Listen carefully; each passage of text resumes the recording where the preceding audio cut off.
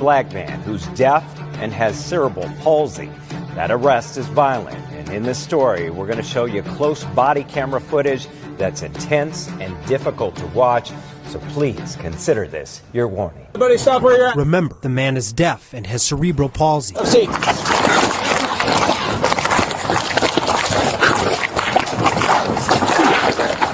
Taser, taser, taser.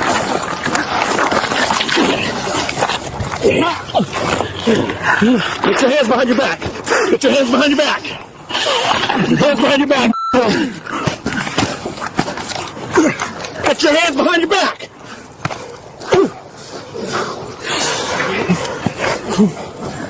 Hold them. Move, move. Hands behind your back. Hands behind your back. Open your X-ray taser, deploy more units. Hand behind your back. Hand behind your back. Get more. Hand behind your back. More. Hand behind your back. Hand behind your back. Between the two officers, the man is punched at least 10 times and tasered 4 times.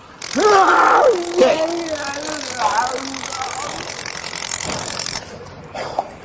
He can't understand them, and he's deaf and he's physically compromised.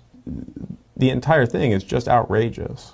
That's Jesse Showalter. He agreed to watch the video with us, and that's because he's an attorney for Tyrone McAlpin. Together, they're planning to bring an excessive force lawsuit against the Phoenix Police Department. Circle K employees had a Caucasian male in the store causing problems, and they called the police to trespass this person who wouldn't leave. You guys just want this guy to trespass? Okay. And when police arrive, they don't do any investigation to find out what this guy was doing in the store.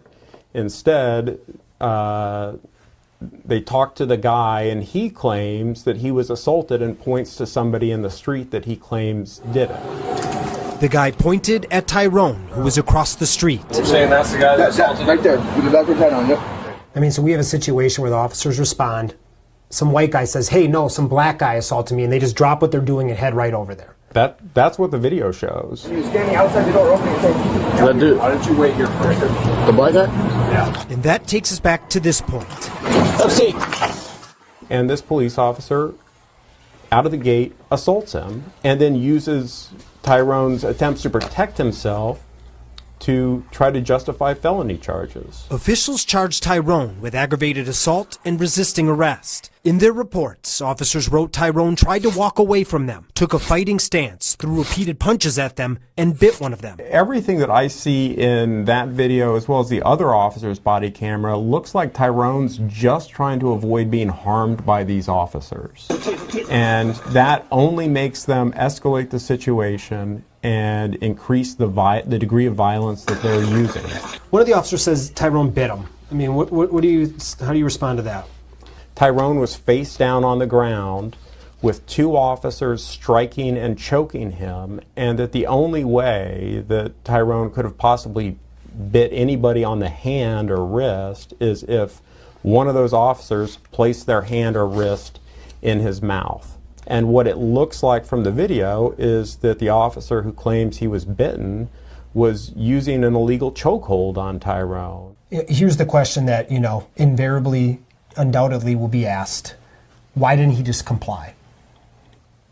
And the answer is easy, is he's deaf. He couldn't understand what they were doing, and he had done nothing wrong. What messing with him for no reason. What kind of disabilities do you have? He's deaf and he's got cerebral palsy. Okay. And I've been on the phone with him since Circle K. How is he deaf if you've been on the phone?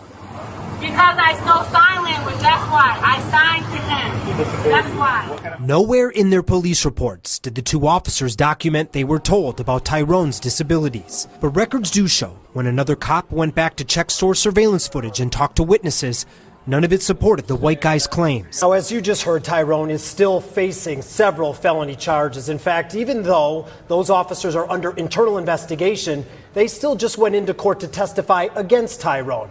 And as you can see, our cameras were there, and a judge ruled there was probable cause for the case to move forward.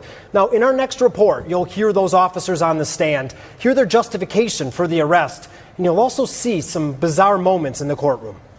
Very tough to watch. Thank you very much, Dave.